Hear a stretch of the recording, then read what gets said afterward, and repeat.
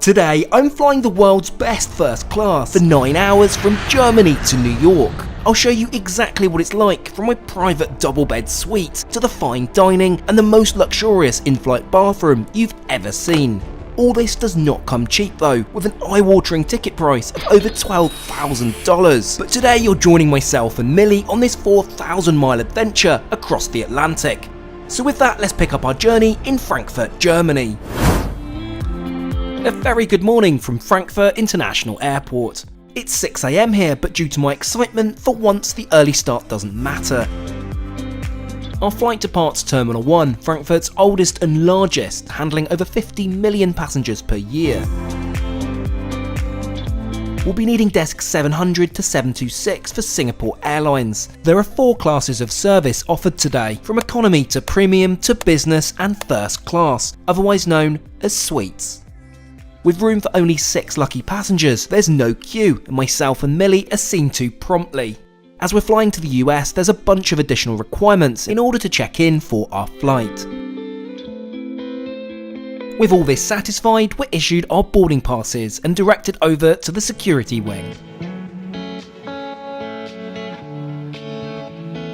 Unlike much of the US, here in Germany, there's a separate fast-track lane for first and business class. This is especially useful during peak times, though it's pretty quiet here this morning.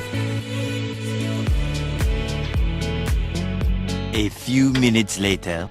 All through security, and we have an important decision to make: which lounge to choose. There are 2 available, the Lufthansa Senator Lounge or Air Canada's Maple Leaf Lounge. Now, I've used the Senator multiple times before, so for a change up, let's check out our Canadian friends. It has more character than the Senator, that's for sure. It's a smaller space, but with plenty of places to sit and relax prior to boarding. Most people assume you can only access the lounge stated on your ticket, but when flying an alliance-based airline like oneworld, SkyTeam, or in this case Star Alliance, you can access most of the member lounges when travelling in first or business class. Sadly, however, this doesn't extend to the coveted Lufthansa first class terminal. Given the time, I think we should make our way over to the gate located a 5-minute walk away at B46. It's here we first set our eyes on our 6-year-old Airbus A380, which will take us over to New York. It's quite a unique flight this, because it's what's known as a Fifth Freedom flight. This is an agreement whereby an airline can carry revenue traffic between foreign countries other than its own. It's actually the only way Singapore Airlines can operate an A380 flight to the US. It's not long before pre-boarding begins, with suite passengers being invited to do so first. We'll need to head upstairs to board because of course we're on the upper deck of the A380. And just before we get on board this incredible first class, it's time for a quick word from today's video sponsor, Rosetta Stone. It's no secret I'm fortunate to travel a lot, and with it comes its fair share of language barriers. This trip, for example, German has come in handy. It's a language I tried to learn some years back because of my German background. Learning a language helps no end when travelling and can really enhance an experience, whether that's just asking for directions or making new friends. Now, I'm always on the go with a hectic schedule, but with the Rosetta Stone app, it's always with me whether I'm on a plane, at sea or back home. It provides dynamic immersion, allowing me to learn naturally through pictures and audio from native speakers. Talking of speaking, the pronunciation checker is a favourite of mine, doing the job of a physical teacher virtually and validating what I'm saying. I'm really enjoying learning a language again, and you can too with a Rosetta Stone lifetime subscription with access to all of their language lessons. Now, it's normally $299, but using my special link in the description, you'll save over 40%, meaning it will cost you just $179 for lifetime access. Plus, there's a 30-day money-back guarantee. Stepping on board Singapore Suites is like another world. This does not feel like a commercial aircraft. Myself and Millie are booked onto 1 and 2 Alpha, which join together to make a huge 100 square foot private room. More on this in a second. There are no overhead bins, but in place there are these huge closets, enough for a couple of carry-on suitcases and, well, my entire wardrobe of NASA hoodies. It's a shame by design my armchair faces away from Millie. Not to worry though, we'll adjust this back once we've taken off. As I'm getting settled, I'm offered a delicious glass of Krug champagne. Not only is this my favourite, but it's pretty special stuff at $250 a bottle. Welcome aboard Singapore Airlines. Please give us your attention as we bring you through this important safety briefing. Before we take off, stow your luggage under the seat in front of you or in the overhead compartments. Safety video over, we begin to push back from stand. I'm really excited to be taking Millie on her first Singapore Airlines experience. With that, we hurtle along the runway and up into the brisk German morning sky.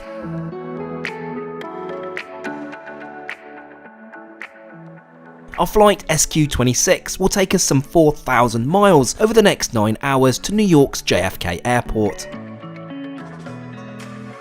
Now that we've reached altitude, I can finally adjust my armchair away from the wall. This can be done at the push of a button. And yes, I do feel like a James Bond villain.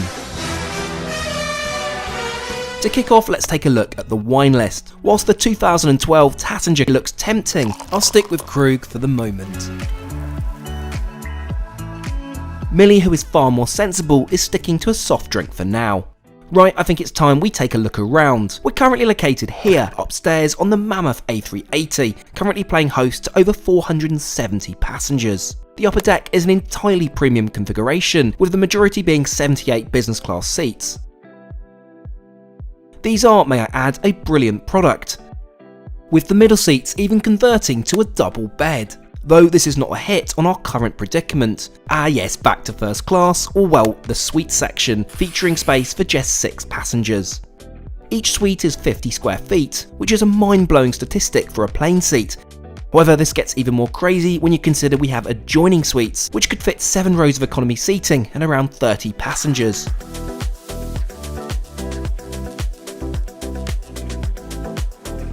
The suites themselves are overall well thought out, with ample storage space in addition to the closet.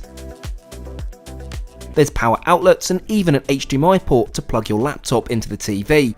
Talking of which, again, how ridiculous is this? The IFE is solid, with a fantastic selection of Hollywood blockbuster movies and TV shows. You'll be able to listen to this on the provided Bang & Olufsen noise cancelling headphones. Sadly, you can't take these home. With all this excitement, I think it's time to order some food.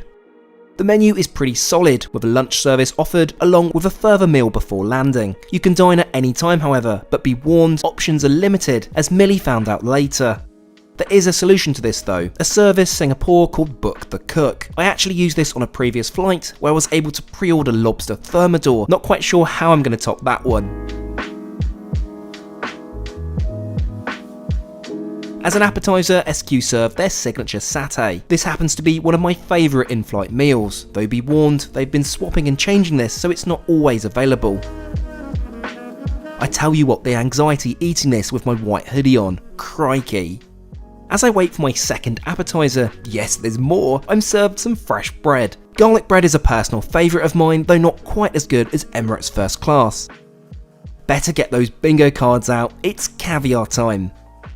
SQ serve Kaluga caviar, which is farmed in China. It's incidentally the largest producer of caviar and supplier to 21 of the 26 3 Michelin-starred restaurants in Paris.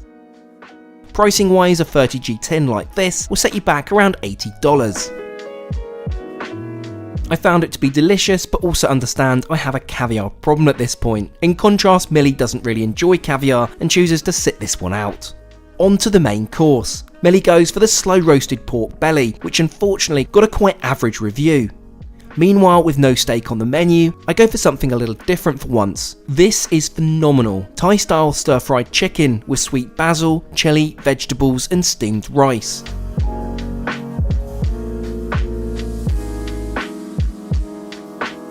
Thankfully, we've still managed to save a little room for dessert. Being a chocoholic, the chocolate and coffee tart is a standout here. And I'm happy to report it tastes just as good as it looks. With dinner service out of the way, I think it's time to get changed into something a little more comfortable. Let's boot the Timbs off and get some slippers on.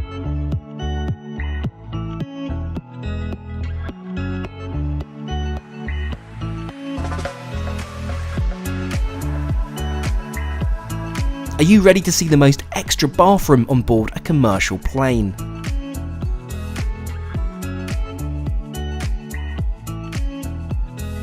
Welcome to Singapore Airlines Bathroom in the Sky, complete with a leather-bound toilet seat, an vase of flowers, hotel-style wash basin, and star of the show, the only dressing table at 40,000 feet.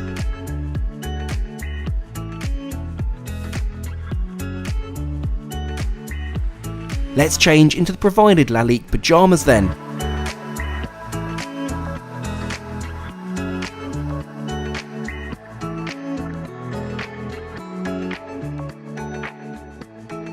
There's also a fully stocked amenity kit provided, which even plays host to a full-sized bottle of cologne.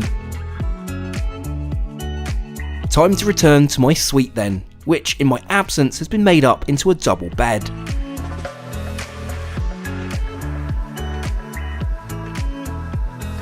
It's this feature which tops this product for me.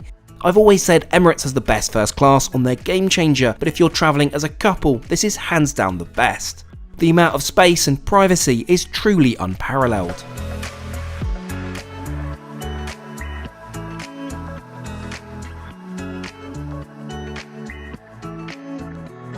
Right, given our super early start this morning, I think it's time for a nap. Night all.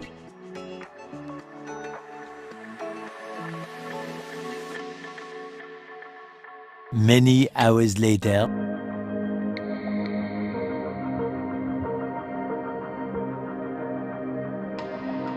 We wake to find just 2 hours of this incredible flight remaining. Now for review purposes, I must check out what the second meal service is like, being professional and all that.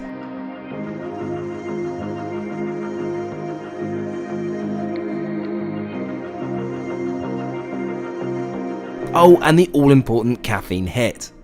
Meanwhile, Millie is checking out the in-flight entertainment in bed.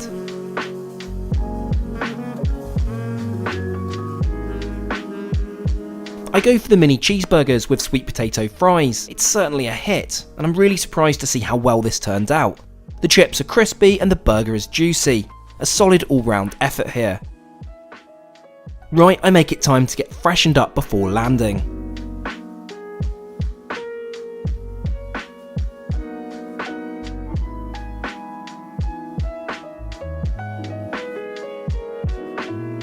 And there we have it, back into my NASA hoodie. Now, one thing the amenity kit didn't provide is a toothbrush, but that's because the bathroom is stocked with dental and hygiene products, which is great to see.